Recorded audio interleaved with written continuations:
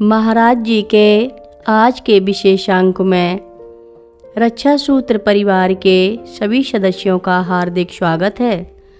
बाबा जी के भक्तों को राम राम। एक दिन उत्सुकतावश मैंने एक कुंडली उठाई तो देखा उस पर मेरा नाम लिखा हुआ था। मैंने कुंडली खोली।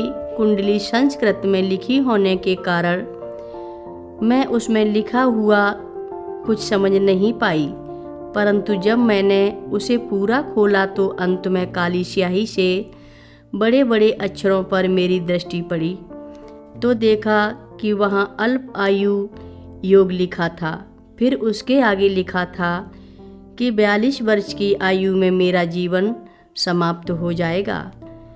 मैंने छोटी माँ को कुंडली में लिखा हुआ दिखाया।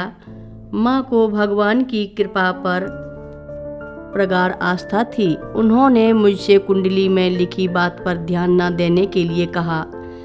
मैंने कुंडली को वापस अलमारी में न रखकर अपने ट्रैवल बैग में यह सोचते हुए रख लिया कि जब भी माँ के पास जाऊंगी उन्हें यह कुंडली दिखाऊंगी। इसके बाद मैं इस विषय को भूल गई। कई महीनों के बाद एक दिन कैंची धाम में मुझे अपने ट्रैवल बैग के अंदर रखी वह जन्म कुंडली दिखाई पड़ी।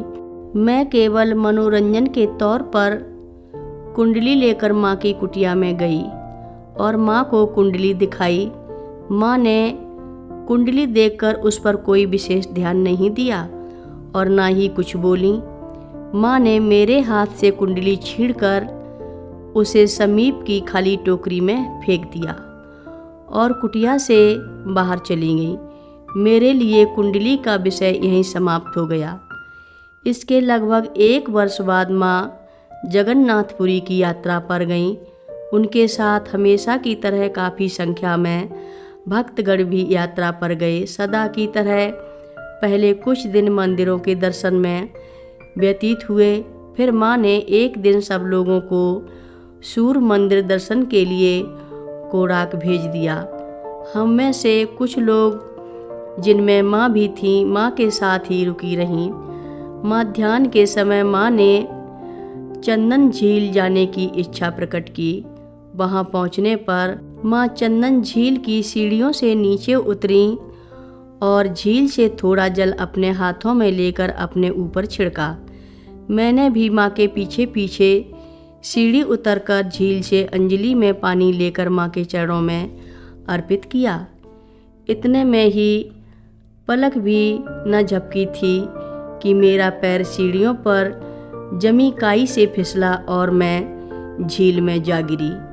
मुझे केवल इतना ही याद है कि झील की गहराई में पहुंचने पर लकड़ी के एक तख्ते की तरह की कोई चीज़ मेरे तलवों से छुई और उसने मुझे ऊपर की ओर धकेल दिया। झील की सतह से जैसे ही मेरा सिर बाहर निकला, मैंने देखा कि 2 हाथ मेरी ओर बढ़े और उन्होंने मुझे पानी से बाहर खींचकर सीढ़ियों तक पहुंचा दिया। उनमें से एक हाथ माँ का था और दूसरा गेरुआ वस्त्र पहने एक साधु का था। उन साधु को मैंने पहले कभी देखा नहीं था और ना ही उसके बाद देखा। माँ ने मेरा हाथ पकड़ा और सीढ़ियों से ऊपर लेकर आई। फिर माँ ने मेरी पीठ थपथपाते हुए कहा, जा, तेरा अल्प आयु योग पूरा हो गया है।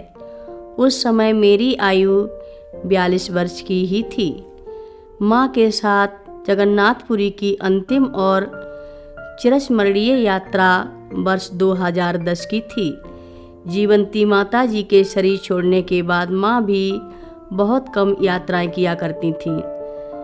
अब माँ मानसिक रूप से धीरे धीरे उच्च ध्यानस्थ अवस्था की ओर बढ़ रही थीं और भौतिक संसार उनके पीछे छूटता जा रहा था। कई वर्षों के अंतराल के बाद आयोजित हो रही इस यात्रा का विशेष महत्व था। माँ के साथ इस यात्रा में लगभग 30 लोग सम्मिलित थे।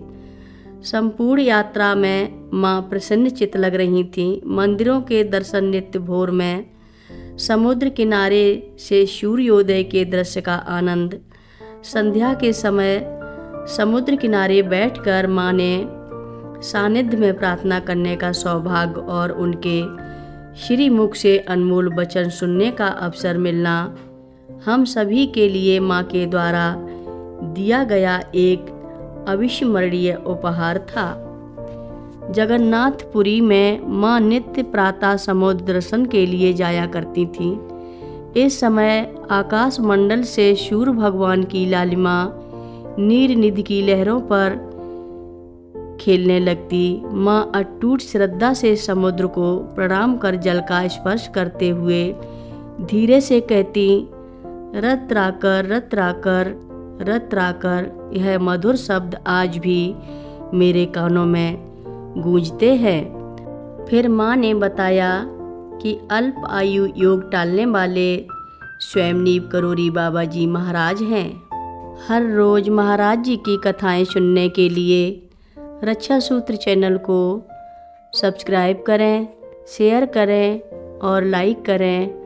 घंटी बजाना ना भूलें। कमेंट बॉक्स में लिख भेजें, जय नीव करोरी बाबा जी महाराज। सभी भक्त मिलकर बोलो, नीव करोरी बाबा जी महाराज की जय बोलो, सिद्धि माता की जय बोलो।